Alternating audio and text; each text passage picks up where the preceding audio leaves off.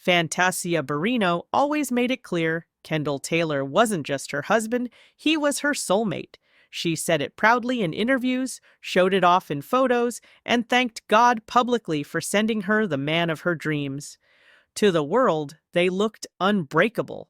She would say, "I wake up to breakfast, I don't have to lift a finger." It was the kind of love story many women dreamed about. But you won't believe how quickly that fairy tale started to fall apart. Because behind all that happiness, something was quietly breaking, and no one saw it coming, not even Fantasia. Before Kendall came into her life, Fantasia had been through more pain than most could imagine. She became a mother at just 17. Her first relationship with her high school boyfriend was filled with hurt and abuse. Still, she tried to move forward.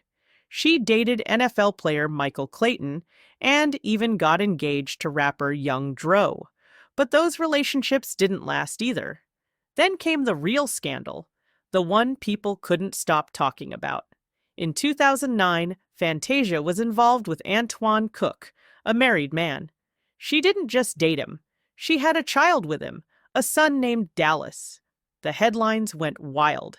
People called her a homewrecker, and even though Antoine's lawyer claimed Fantasia wasn't the only reason his marriage ended, the damage was already done. Fantasia later said she believed Antoine and his wife were already separated, but the judgment from the public was too heavy. Eventually, she ended the relationship and moved on. But here is the shocking part. Just when it looked like love would never work in her favor, destiny took an unexpected turn. Fantasia met Kendall Taylor. He wasn't just another man, he was different. At least, that's what she believed. They met, talked for hours the first night, and just 3 weeks later, they got married. No fancy wedding, no big announcement, just a courthouse and two people who thought they were meant to be. Fantasia said she knew from that very moment Kendall was the one. He had a past, but that didn't scare her. In fact, it drew her in. Kendall had grown up in a rough part of North Carolina. He got involved with the wrong crowd, was arrested multiple times, and had 3 felony charges by his late 20s. At just 15, he became a father, but instead of falling deeper into that life, he decided to change. In 2007, he turned everything around, got a warehouse job, started his own company, and began mentoring young men through a program called Salute First. Fantasia saw him as someone who had lived through struggle and came out on the other side. To her, he was a man of growth, strength, and faith. They didn't just love each other, they worked together too. They built a company, wrote a book called No Crowns in the Castle, and gave interviews where they talked about faith, loyalty, and building a strong marriage. Fantasia often said Kendall helped her rebuild her self-esteem. She called him her king, he called her his queen. But this is where it gets interesting, because not everything was as perfect as it seemed. People close to them started noticing changes. Less public affection, fewer social media posts. Fantasia, who used to gush over her husband, started posting more solo pictures and cryptic quotes. Then the whispers started. Some said Kendall was stepping out, cheating. Fantasia ignored it at first. She wanted to believe in him. She had been through too much to give up now. But when the rumors kept growing, something inside her changed.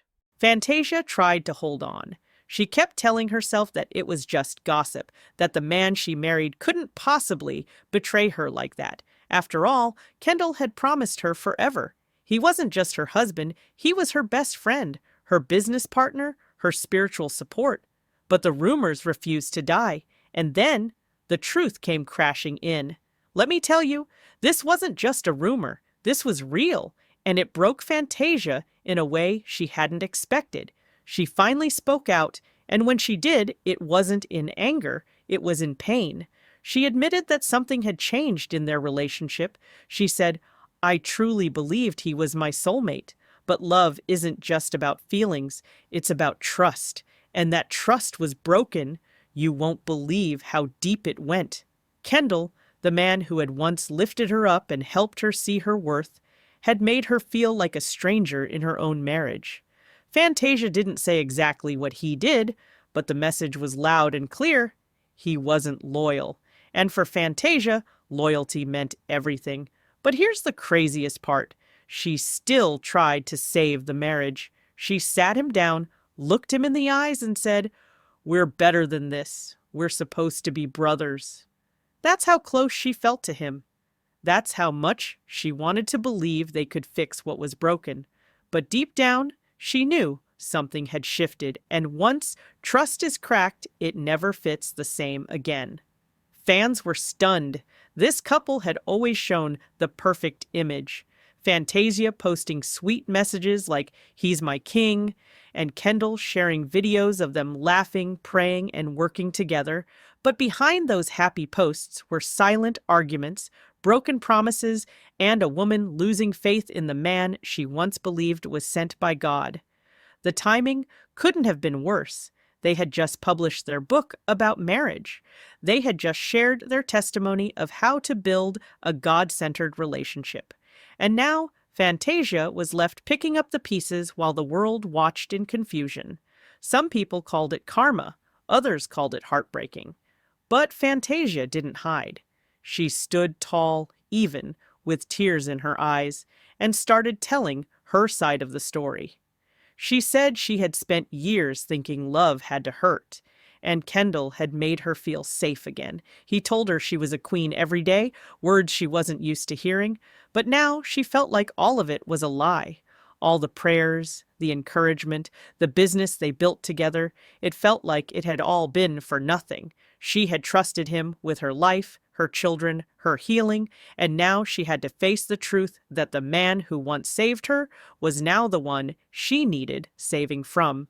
This is where it gets even more emotional. Fantasia had struggled for years to believe she deserved real love. When Kendall came into her life, he didn't just love her, he made her feel worthy. And now that foundation had been ripped apart. She said, "I used to play life like checkers, just making quick moves, but now I think like chess, every move matters." And this move, it was the hardest of all. She didn't announce a divorce, she didn't drag him through the mud. Instead, she chose silence, strength, and distance. Fans noticed she stopped using the words "my king."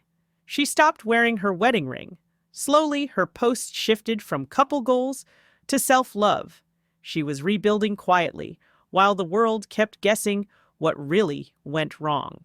As the silence between them grew louder, Fantasia began to reflect, not just on Kendall, but on every heartbreak she had ever survived. This wasn't just about one man betraying her trust. This was about years of carrying wounds and finally realizing that love alone can't fix everything, and you won't believe how deep those wounds went.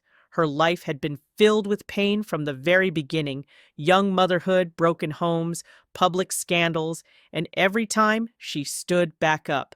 But this one cut differently. She had once said Kendall helped her heal the scars she hid from the world. He was the first man to ever make her feel beautiful. But now, she had to find that strength within herself. She started talking more about faith, self-worth, and purpose. Gone were the videos of romantic getaways. Instead, she shared clips of gospel music, empowering quotes, and moments with her children. And that's when people really started to see the shift. The Fantasia who once leaned on Kendall for strength was now standing on her own, reclaiming the power she had almost given away. But here's the shocking part. Kendall didn't fight back. He didn't post any defenses, no apologies, no public response. It was as if he knew, as if he understood the damage had already been done. And for someone who had spent years preaching about transformation, forgiveness, and loyalty, his silence was louder than words. Meanwhile, Fantasia focused on her family. Her daughter Zion, her son Dallas, and their baby girl Keziah became her world.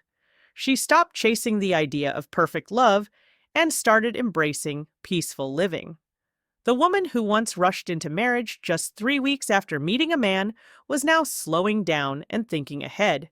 She wasn't just healing, she was evolving. This is where it gets interesting. Despite everything, Fantasia never turned bitter. She didn't go on interviews blaming Kendall.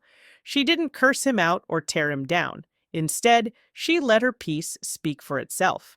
She once said, "Sometimes God breaks your heart to save your soul." And this time it looked like she was finally choosing herself. Fans began flooding her comments with support. "We're proud of you. You deserve real love. You are stronger than ever."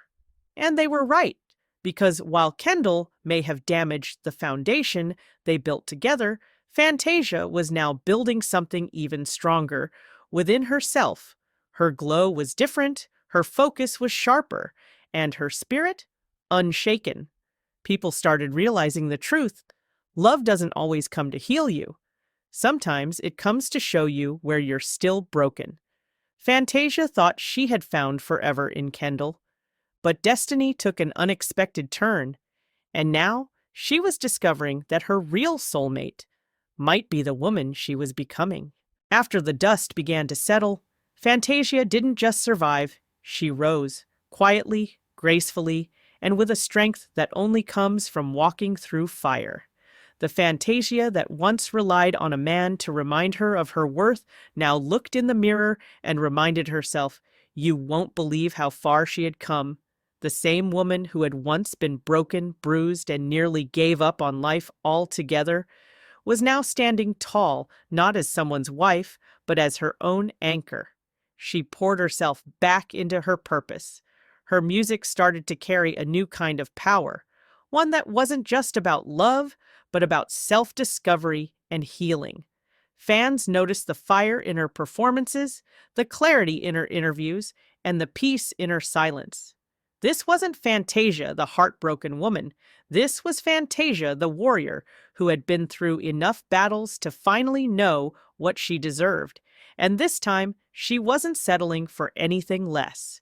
She shared moments from her journey to motherhood, how hard it was to conceive baby Keziah, the nights she cried, the years of trying, and then the miracle that finally arrived. That child became her symbol of faith and endurance. Through every heartbreak, God had still given her new life. Her focus shifted completely. It was no longer about building an empire with a man.